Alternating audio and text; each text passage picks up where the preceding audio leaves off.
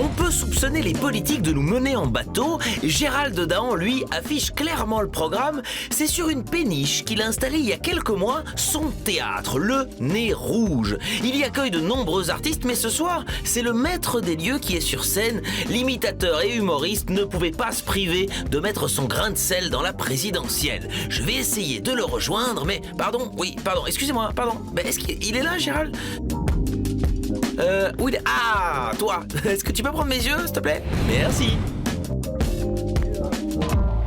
Bonjour Gérald Dahan, comment allez-vous ? Ça va très bien. Dis donc. Ça va très bien, et vous donc ? Mais bien. Donc on est chez toi ? Bah oui, vous êtes dans ma chambre. Mais c'est top. Et c'est un bateau qui a une histoire incroyable. Il a été construit en 1931 par les frères Solvay, deux chimistes belges. Ça j'y tiens. Bien sûr, ouais. Donc ils ont construit 230 bateaux identiques et celui-ci avait le numéro 105. Et il y a eu toute une histoire par rapport à ce numéro. D'abord, quand j'ai vu le bateau pour la première fois, j'étais dans un hôtel qui avait le numéro 105 au niveau de la chambre. Colle. Voilà, c'est ça. C'est ton 13 à toi. C'est ça. Quand je suis arrivé ici, il y a un bar juste en face. Ils m'ont dit on est content que vous arriviez dans le quartier, venez nous voir, on est voisins. Et j'ai dit vous faites quoi ? Ils me disent c'est un bar libertin. J'ai dit vous pouvez venir en homme seul, c'est 105 €. Moi, président. C'est toujours moi. C'est vous, ouais.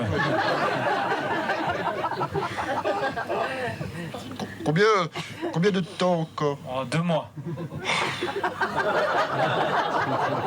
Tu me fais visiter un peu ? Eh ben je te fais visiter. Eh ben, on va commencer par l'arrière. Alors vous allez passer dans la partie bateau. Mais c'est génial. Ah, Gérald Dahan, ça c'est toi. Voilà, c'est ça, là c'est moi. C'est bien rangé, enfin c'est... Oui, c'est vrai. Il y a une petite salle de bain. Oh là là, oui, bon là... Grande classe au niveau de la salle de bain, mais bon, il y en a une. Hein. Bon, là, on va rester ancré ici à l'année, à Paris, mais après, on a l'intention de partir en tournée avec. C'est vrai ? Non, c'est juste pour déconner. Non, si, c'est vrai. Ouais. Et là, donc là, on est dans la cabine des pirates. Mais il y a plein de des pirates. vrais gens ? Il y a des gens, ouais. On s'assoit en salle pour parler politique ? Allez, ça marche. Ouais. Je vous le renvoie après. Ouais. Je suis arrivé pour 10 minutes, je vais demander pour qui il vote et puis c'est réglé. Moi, évidemment, j'attendais beaucoup du retour de Nicolas Sarkozy. Ouais, c'est un retour, mais judiciaire uniquement. C'est-à-dire que moi, j'ai compris un truc avec Sarkozy en politique, c'est qu'à 60 ans, si t'as pas ton bracelet électronique, c'est vraiment que t'as raté ta vie, en fait. En ce moment, ça va très vite. C'est-à-dire qu'en ce moment, c'est compliqué parce que tu écris une vanne le matin et tu n'es pas sûr qu'elle soit encore d'actualité le soir parce qu'ils ont fait 10 conneries de plus. Exactement. C'est ça.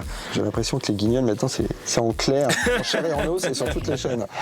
Ma femme et moi, nous n'avons qu'un seul compte bancaire, enfin qu'une seule banque, le Crédit Agricole de la Sarthe, et je n'ai qu'un compte courant, 2 livrets A, 17 assurances vie et un manoir. T'as toujours une vraie virtuosité sur Sarkozy que t'as pu entretenir pendant une bonne dizaine d'années. Enfin, c'est ça. Ouais.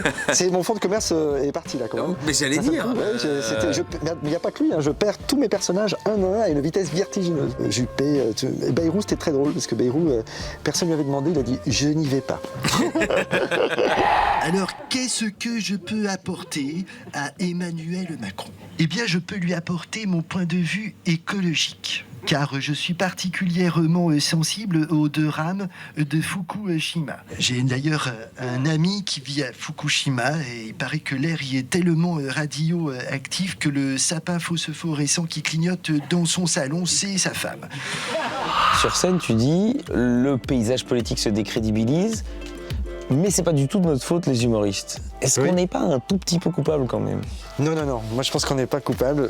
On est responsable de ce qu'on fait, mais on n'est pas coupable parce que je dis toujours qu'on va jamais plus loin que ceux qui nous inspirent et que c'est pas nous qui faisons ça. Nous, on fait que mettre une loupe, mais pas du tout. On caricature ce qui est à caricaturer et encore, on est en dessous de ça. Là, on le voit bien.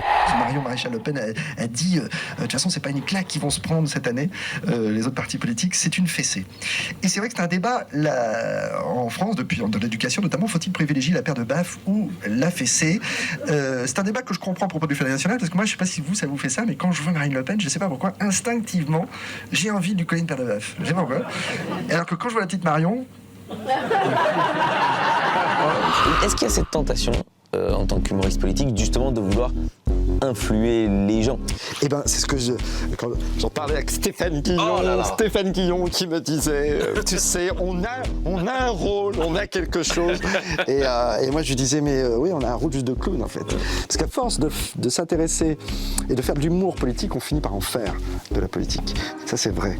Et il faut rester drôle, en fait. C'est ça qui est dur. Je suis d'accord avec vous. Donc le nez rouge, le clown, la boucle est bouclée. C'est ça. Voilà.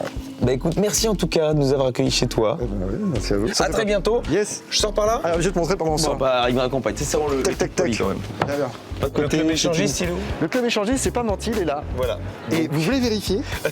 Attends, venez vérifier. Venez vérifier le coût des 105 €. Magique. Merci. Ça va, tu vois? Je vais échanger qui, moi? Ouais, on n'a rien à échanger, mais c'est juste demandez-le. Salut Bernard. Alors, il y a une question qu'ils veulent juste poser. Combien de fois par semaine Gérald vient chez vous? Combien ça coûte? 105 €.